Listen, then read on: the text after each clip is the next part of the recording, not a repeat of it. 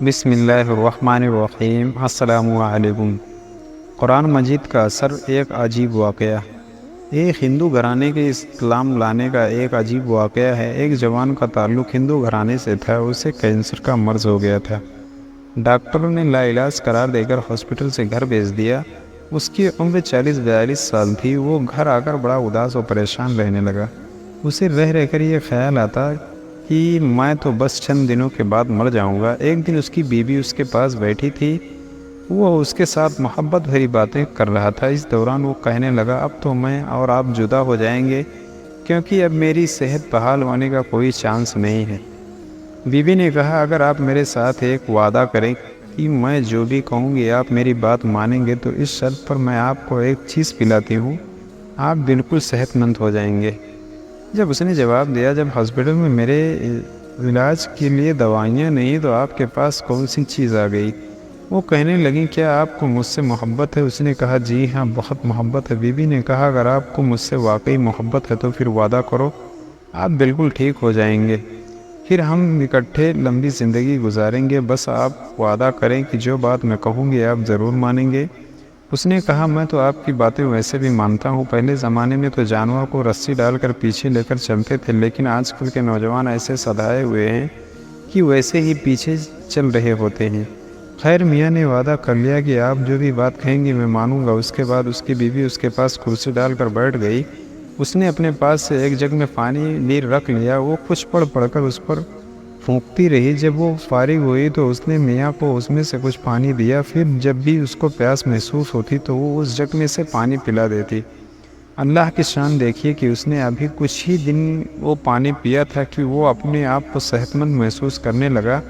اس نے جا کر لیبارٹری ٹیسٹ کروایا تو پتہ چلا کہ اس کے اندر کا بلڈ کینسر ختم ہو چکا ہے۔ اس کو یقین نہیں آیا۔ جب اس نے ساری صورتحال اپنی بیوی کو بتائی تو اس نے کہا کہ کسی اور دوسری لیبارٹری میں چیک کروا لیں۔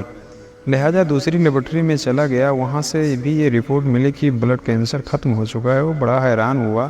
وہ جب دوسری رپورٹ لے کر گھر آیا تو بیوی سے کہنے لگا، میری بیماری تو واقعی ختم ہو چکی ہے اور اب میں اپنے آپ کو بہتر محسوس کر رہا ہوں، مگر سچ بتائیں کہ آخر یہ ہے کیا؟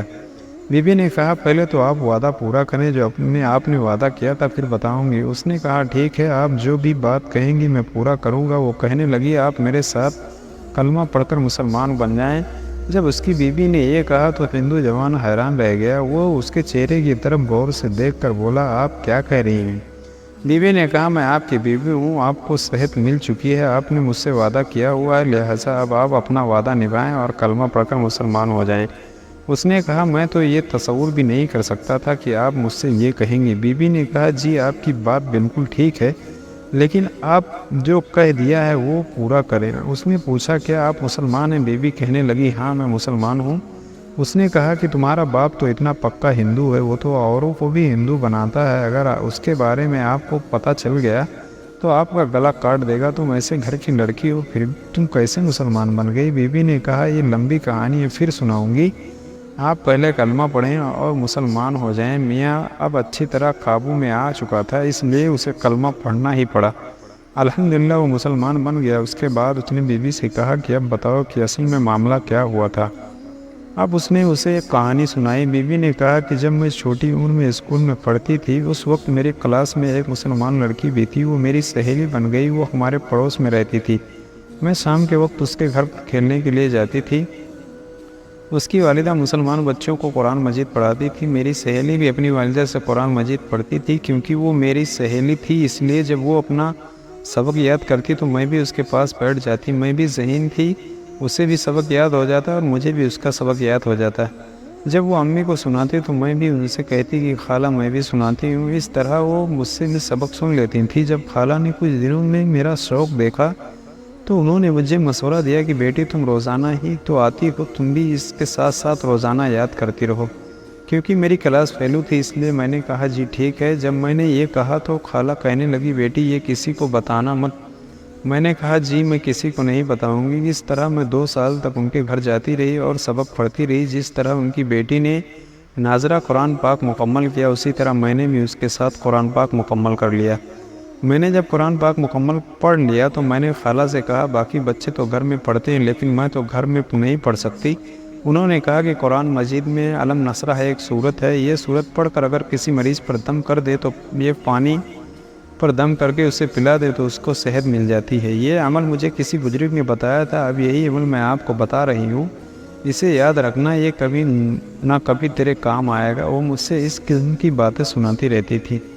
جب میں جوان ہوئی اور میری شادی ہونے لگی تو چند دن پہلے میں نے ان کے پاس گئی اور ان کے پاس بیٹھ کر بہت روئی۔ میں نے کہا خالہ آپ کی بیٹی میری سہیلی تھی، اس کی وجہ سے میں آپ کے گھر آیا کرتی تھی، اس بہانے سے میں نے قرآن پاک بھی پڑھ لیا تھا اور آپ نے مجھے کلمہ بھی پڑھا دیا، اندر سے تو میں مسلمان ہو چکی ہوں، لیکن اب جہاں میری شادی ہو رہی ہے وہاں تو میں نہ اپنے ایمان کا اظہار کر سکتی ہوں اور نہ ہی میرے پاس قرآن مجید ہوگا، وہاں میرا کیا بنے گا؟ خالہ نے کہا بیٹی تم پریشان نہ ہو، میں کسی نہ کسی طرح تمہارے ساتھ جہیز میں قرآن بھی بھیج دوں گی۔